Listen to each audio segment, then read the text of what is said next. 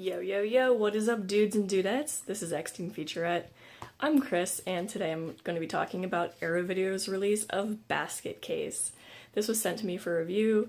This was my first time watching it, so I guess I'll give you my perspective of what the plot was like from a first-time viewer, and then I'll talk about all the sick special features on here because, you know, it's an Arrow release, so it is loaded with them. So it's been a couple weeks since I've seen Basket Case, and you know, just like from what I remember, and this being my first time watching it, you know, this is like what stuck with me after a couple weeks. And if you know me or have been watching me for a while, you know that I don't have the best memory in the world. So, you know, for a movie to stick with me after a couple weeks, that means it's like pretty impressionable on me.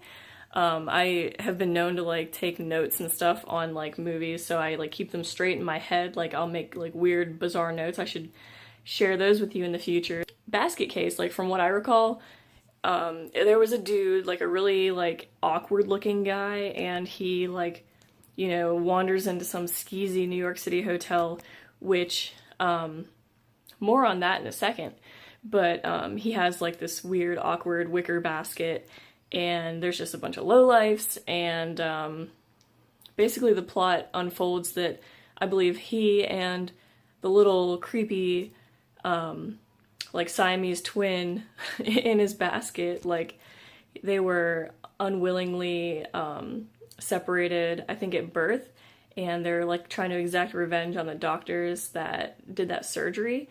So, you know, aside from that being a really bizarre premise, I think this was from 1982. I absolutely loved the entire feel of New York in this movie. I am like a huge fan of like that entire like 70s really like grungy, sleazy New York, and this captured it really well.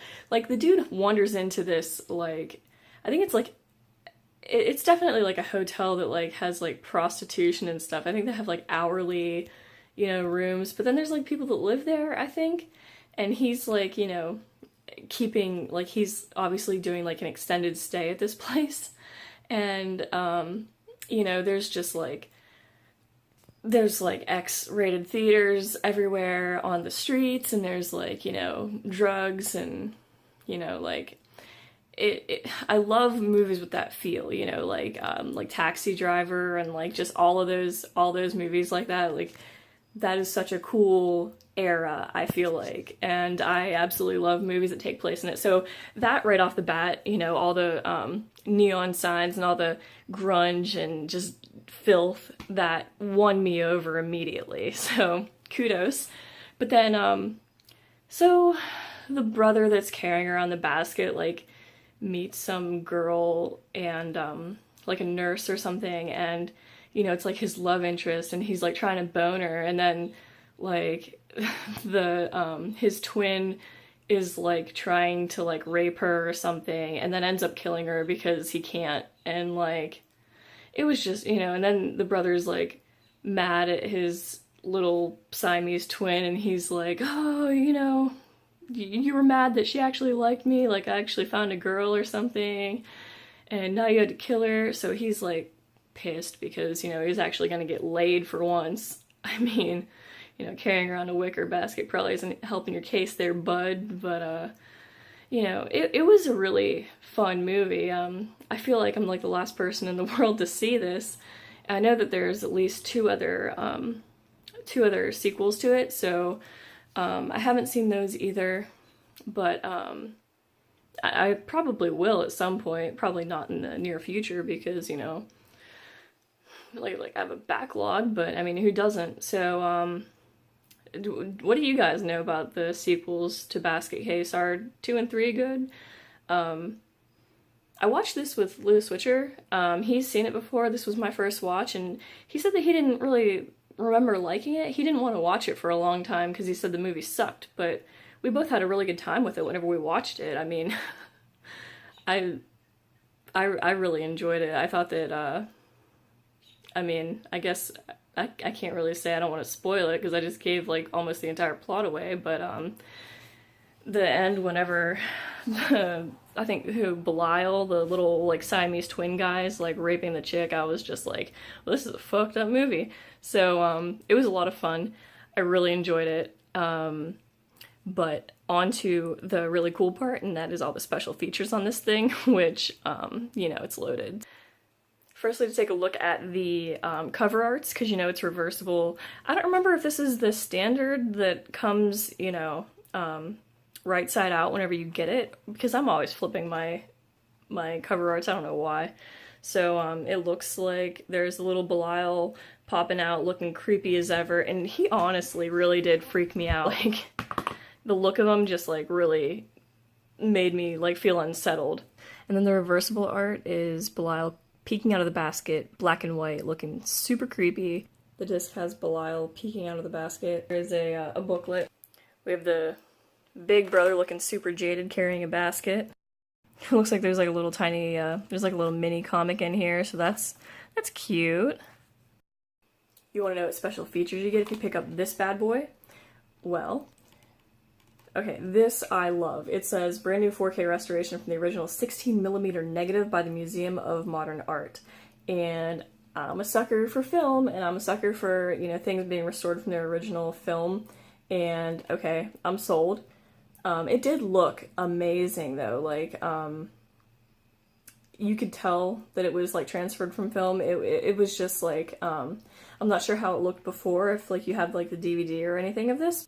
So it did look amazing. I don't remember how it sounded, but I also had a really crappy TV at the time that had horrible sound, so, you know, my opinion is void anyway as far as sound quality goes. This release does have new audio commentary from the director and one of the stars, which is something that I always look for, because I'm a big fan of commentary, and if it says, like, you know, commentary by, like, the costume designer or something, like, I honestly don't care what you have to say.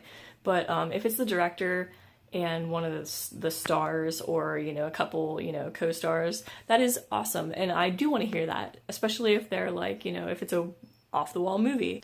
Then there's also archival audio commentary with the director, producer, and actress, and filmmaker Scooter McRae. I mean, if Scooter McRae's on it, then you know I'm buying it. Basket Case 3.5, an interview with Dwayne Bradley, which is a brand new short film by the director. Me and the Bradley Boys, a brand new interview with the actor. There's an item on here that says that there's an interview with the director, but it's noted a strange 2017 interview with the director. I haven't watched it, so I don't know what's so strange about it. Seeing Double, the Basket Case Twins, a brand new interview with actresses Florence and Mary Ellen Schultz. Blood, Basket and Beyond, a brand new interview with actress Beverly Bonner. The Latvian Connection, brand new featurette, including interviews with blah blah blah. A bunch of people. Belial Goes to the Drive-In, a brand new interview with film critic Joe Bob Briggs. That's cool. Basket Case at the Museum of Modern Art, footage from the 2017 restoration premiere, What's in the Basket, a feature-length documentary covering the 3 films in the Basket Case series. In Search of the Hotel Broslin, archival footage featurette. The Frisian of Fission, Basket Case, Conjoined Twins, and Freaks in Cinema. A brand new video essay by Travis Crawford, Slash the Knife, 1976, 30 minutes, a rarely seen short film made by Frank Henenlotter, the director, featuring many of the same actors of Basket Case, including optional audio commentary with the director, Basket Case, Slash the Knife outtakes, Belial's Dream, which is a 2017 5-minute short, animated short by the filmmaker Robert Morgan, and we also have extensive image galleries, trailers, TV, radio spots, the reversible sleeve, and newly commissioned artwork by Sarah Deck. So that is what you get whenever you buy the Arrow video release of the Basket Case Blu-ray. That was a lot of stuff. I obviously have not, you know, watched all the special features, but I am a huge fan of whenever there are short films or, you know, featurettes never before seen, and actually good audio commentary.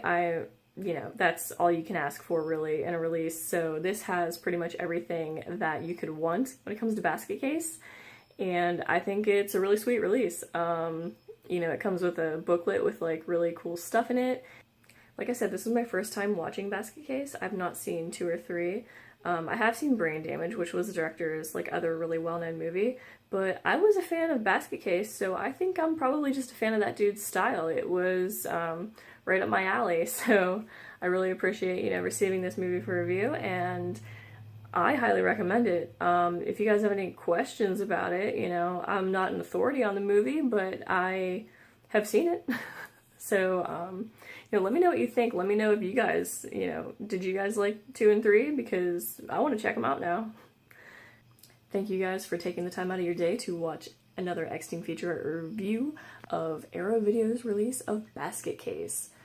Here at X-Team Featurette, you will get subpar reviews of B-movies. That is a promise. That is the X-Team Featurette guarantee. So, stay tuned for more, because I certainly have them. Thank you all for your support. Leave me a little comment below, if you will, because I like talking about movies and stuff. Sub to my channel if you enjoyed this, because there's definitely more to come. See you next time.